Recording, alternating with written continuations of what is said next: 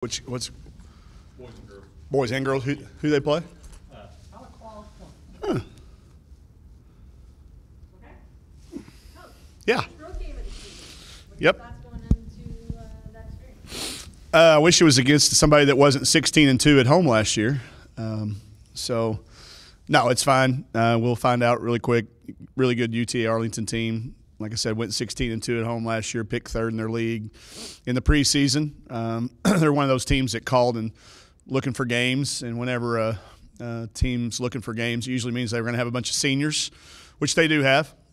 So they've got a really good team. Won their first game similar fashion to what we won our first game. They played a lot of possessions, so it should be very entertaining. I guess to start with, I'm sorry. You grabbed the mic. Oh, Video. Thank you.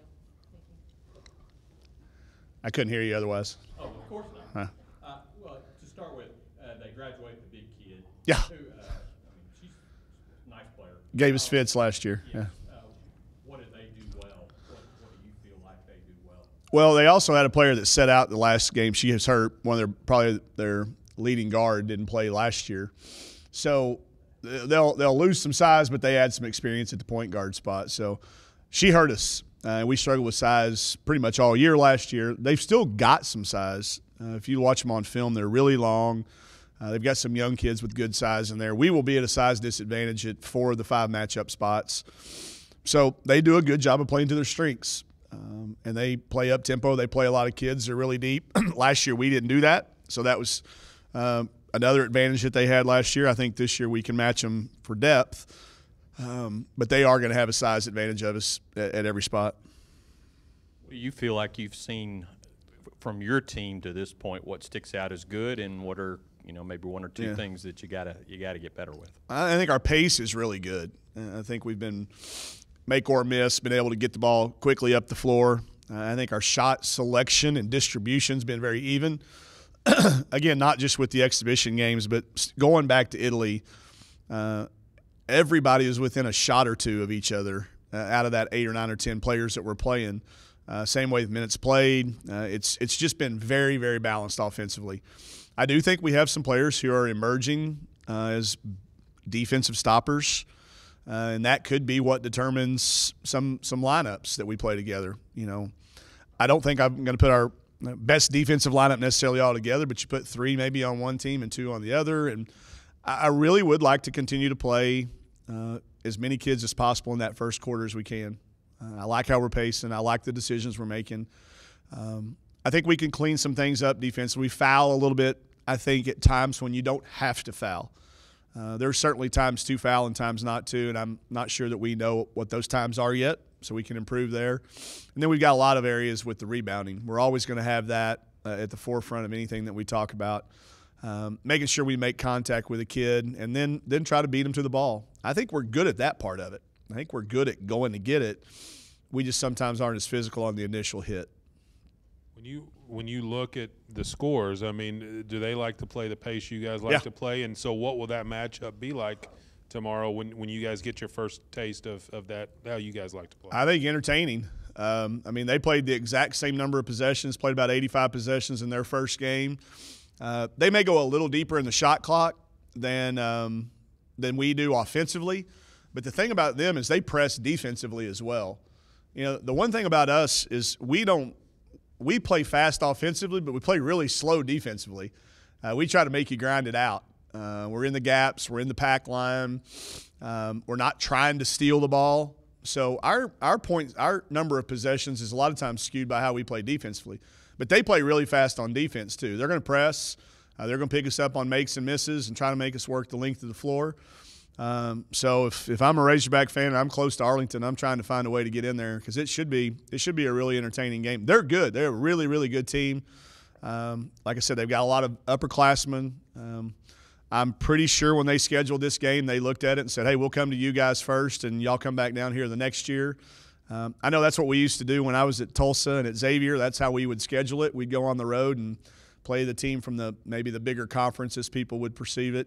And then try to get them back at home when we had a bunch of seniors. So I think that's what's happening here. You talked about the press not being ready for it, I think, I can't remember if it was Yeah. last game or the last exhibition game. How much have you focused on that, knowing what you're going to see? We're ready for it now.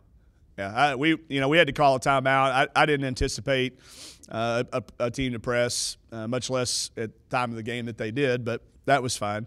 It gave us a chance to work on it. We had our guys in here yesterday, and we had them putting as much pressure on us as they could. Mal's pretty hard to press, and IT's no easy one to try to get hemmed up either. So I think we've got a good press attack team. It's just a matter of going down and making decisions at the end of it. But we did work on it extensively for 2 days. We'll work on it a little bit more today, but we'll be much more prepared. That was my fault last time.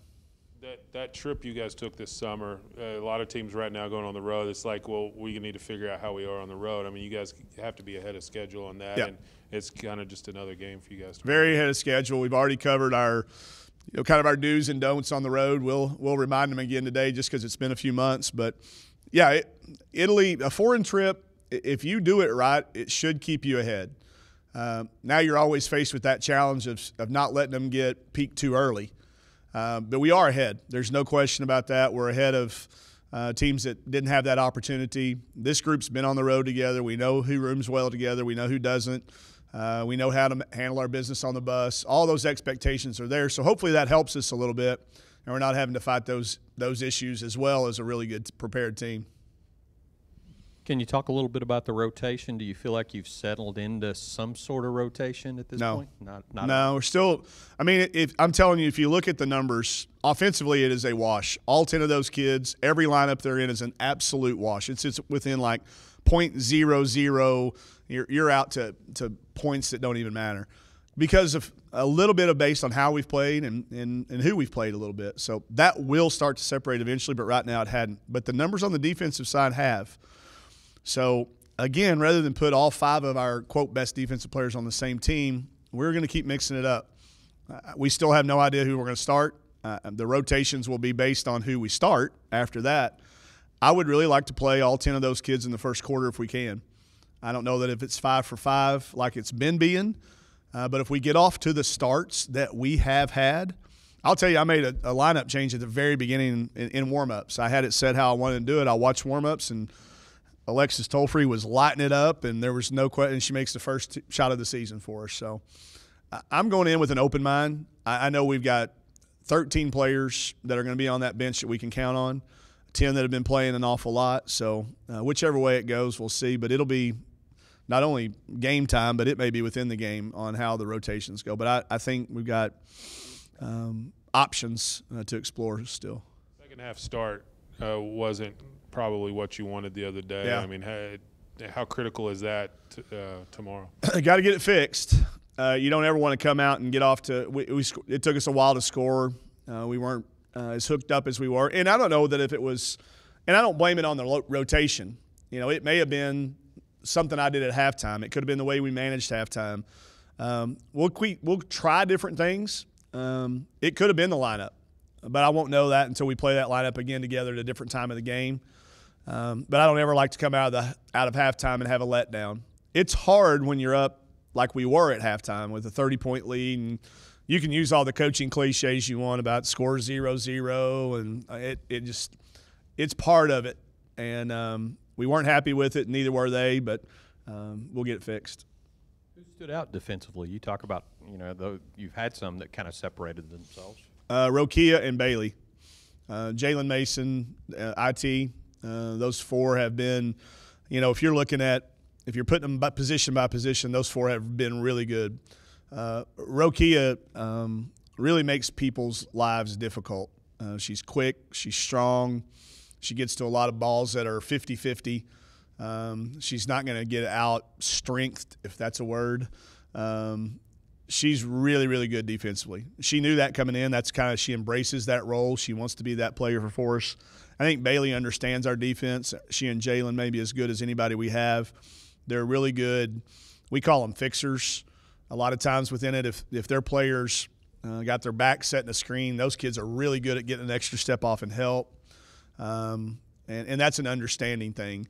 And then IT just plays with a great tenacity. So they're all been playing very good defensively. Kiera and Taylor right now literally are they're different kids and different players, but they're performing the same role beautifully together. So I talked to them about comparing, looking at their numbers together.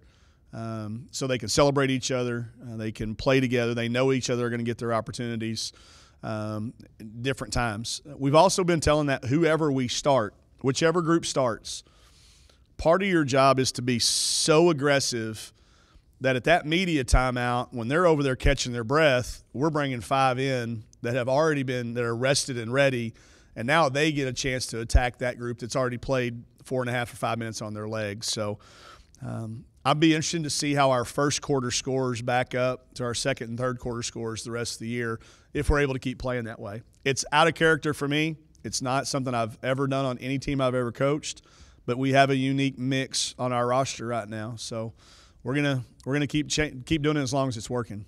Kiera and Taylor have upped their games. Yep. They get the challenge tomorrow inside with the size. Just how do you think they're gonna do, and then maybe adding some of those other girls in? They're looking forward to it. They both said when we were starting the prep, they remembered last year's game very vividly. And although they knew the kid graduated, they still know it's a force. They're going to try to throw it inside on us. We know that. That's what they came in here and did last year. I don't suspect they'll try anything differently. So those two kids are ready. They are both vastly different than they were last year, less foul prone. Really punishing kids. If you watch those two kids run in transition, it really pushes their other team's post players to have to run the floor every single time. And if it's not the post player running, now they're getting back on a guard, and that leaves Tollfree or Raven or Jalen or Mal or whoever, Chelsea, whoever you want to pick on the perimeter open. So our transition's keyed by those two guys. It's not your guards. Most teams have great guards that can run, but your transition's keyed by that small forward or that post player that will get out and run. I know they're excited. They know they got a tough time. We've got a really good guys practice team that I told them to let loose. They can play as hard as they want the last 2 days, and we've gotten a good look in practice. How much does their improvement maybe helped get the offense going with the the guards looking for them more than maybe they have in the past? It makes us more or less one-dimensional. I know last year a lot of people didn't really even try to guard us in there because they knew we weren't looking to throw it in there a whole lot, but now you got to work on that. Kind of steals your practice time a little bit because there's enough film of us running some actions that do get the ball to them in positions where they can go score. I would take Kiera and Taylor in any matchup of any 6'2" or under team in the country.